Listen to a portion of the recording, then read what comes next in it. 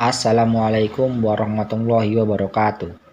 Kembali lagi dalam podcast IPS dalam cerita ngobrol santai tentang IPS dan seisinya. Bersama saya Dwi Wahyudiono dengan mata kuliah kajian buku teks IPS SMA dengan dosen pengampu Ibu Welfarina Hamod MPD. Baiklah teman-teman, kita akan membahas tentang menelusuri peradaban awal di Kepulauan Indonesia pada sebab terbentuknya Kepulauan Indonesia. Langsung saja ke materi. Materi kali ini yaitu mengamati lingkungan. Di bumi ini kita bisa menyaksikan keindahan alam, kita bisa beraktivitas, memenuhi kebutuhan hidup kita.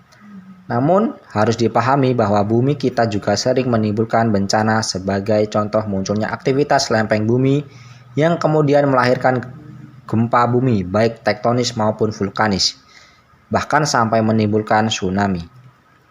Ada banyak teori dan penjelasan tentang penciptaan bumi, mulai dari mitos sampai ke penjelasan agama dan ilmu pengetahuan. Kali ini kita belajar sejarah sebagai cabang keilmuan. Pembahasannya adalah pendekatan ilmu pengetahuan, yakni asumsi-asumsi ilmiah yang kiranya juga tidak perlu bertentangan dengan ajaran agama. Salah satu di antara teori ilmiah tentang terbentuknya bumi adalah teori dentuman besar atau biasa disebut dengan teori Big Bang. Seperti dikemukakan oleh sejumlah ilmuwan besar Inggris yaitu Stephen Hawking. Teori ini menyatakan bahwa alam semesta mulanya berbentuk gumpalan gas yang mengisi seluruh ruang jagat raya. Jadi, digunakan teleskop besar Mount Wilson untuk mengamatinya akan terlihat ruang jagat raya itu seluas mencapai radius 500 juta tahun cahaya. Materi yang terdapat di alam semesta mulai berdasarkan satu sama lain dalam kondisi suhu dan kepadatan yang sangat tinggi. Sehingga hanya tersisa energi berupa proton, neutron, dan elektron yang berterbangan ke seluruh arah. Ledakan dahsyat itu menimbulkan gelembung-gelembung alam semesta yang menyebar dan mengembang ke seluruh penjuru, sehingga membentuk galaksi-galaksi, bintang-bintang, matahari, planet-planet, bumi, bulan, dan meteor. Sedangkan bumi kita hanyalah salah satu titik kecil saja di antara tata surya yang mengisi jagat semesta. Selanjutnya, proses evaluasi alam semesta itu memakan waktu kosmologis yang sangat lama, sampai berjuta tahun. Terjadinya evolusi bumi sampai adanya kehidupan memakan waktu yang sangat panjang. Ilmu paleontologi membagi dalam 6 tahap waktu ekologis. Masing-masing ditandai oleh peristiwa alam yang menonjol, seperti munculnya gunung-gunung, benua, dan makhluk hidup yang paling sederhana. Proses evaluasi bumi dibagi menjadi beberapa periode. Yang pertama, zaman Ajoikum, yaitu zaman sebelum adanya kehidupan.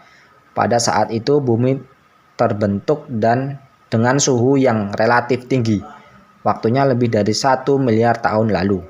Yang kedua, zaman Paleozoikum, yaitu zaman purba tertua. Pada masa ini sudah meninggalkan fosil, flora, dan fauna. Selanjutnya yaitu zaman Mesozoikum, yaitu zaman purba tengah. Pada masa ini hewan mamalia menyusui, hewan amfibi, burung, dan tumbuhan berbunga mulai ada. Yang keempat, zaman Neozoikum, yaitu zaman purba baru yang dimulai sejak 600 juta tahun yang lalu. Zaman ini dapat dibagi lagi menjadi 2 tahap, yaitu zaman tersier dan kuarter. Zaman es mulai menyusut dan makhluk-makhluk tingkat tinggi dan manusia mulai hidup. Gugusan kehidupan ataupun wilayah maritim seperti yang kita ketahui sekarang ini terletak di antara 2 benua dan 2 samudra, antara benua Asia di utara dan Australia di selatan, antara Samudra Hindia di barat dan Samudra Pasifik di timur. Menurut para ahli, bumi posisi pulau-pulau di Kepulauan Indonesia terletak di atas tungku api yang bersumber dari magma dalam perut bumi. Inti perut bumi tersebut berupa lava cairan bersuhu yang tinggi. Makin ke dalam, tekanan dan suhunya semakin tinggi. Pada suhu yang tingkat tinggi, material-material akan meleleh sehingga material itu dibagi dalam bumi seluruh berbentuk cair ataupun panas. Sebagian wilayah di Kepulauan Indonesia merupakan titik temu di antara 3 lempeng, yaitu lempeng Indo-Australia di selatan, lempeng Eurasia di utara, dan lempeng Pasifik di timur. Pergerakan lempeng-lempeng tersebut dapat berupa lapisan bumi, mulai dari bagian inti dalam sampai bagian kerak bumi, subduksi, pergerakan lempeng ke atas, abduksi, pergerakan lempeng ke bawah, dan kolisi, tumpukan lempeng.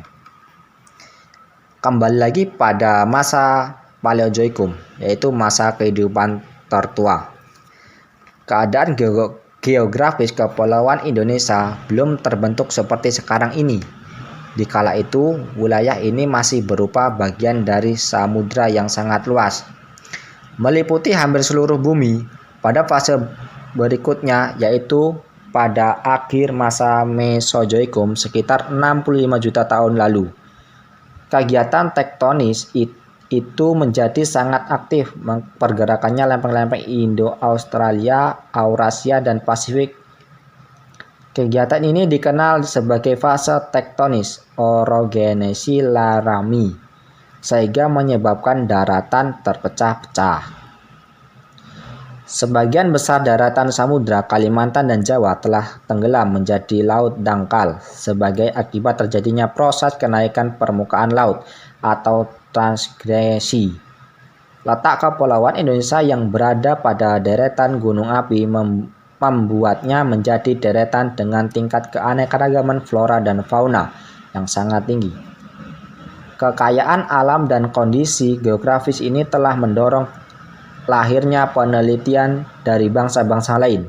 Dari semakin banyak penelitian terhadap flora dan fauna tersebut, yang paling terkenal di antaranya adalah penelitian Arwed Rooslet Welleche yang membagi Indonesia dalam 2 wilayah yang berbeda berdasarkan ciri khusus baik fauna maupun floranya. Pembagian itu adalah paparan Suhul di sebelah timur, paparan Sunda di sebelah barat. Fauna-fauna berada di sebelah barat garis pembatas itu disebut dengan Indo-Malayan region, di sebelah timur disebut dengan Australia-Malaya region. Garis itu yang kemudian kita kenal dengan garis Welleche. Baiklah teman-teman, cukup segitu podcast kali ini. Bila ada kesalahan dalam penyampaian materi kali ini, saya, Dwi Wahyudiono, meminta maaf sebesar-besarnya. Dan jangan lupa teman-teman untuk meninggalkan like, comment, and subscribe. Saya akhiri, wassalamualaikum warahmatullahi wabarakatuh.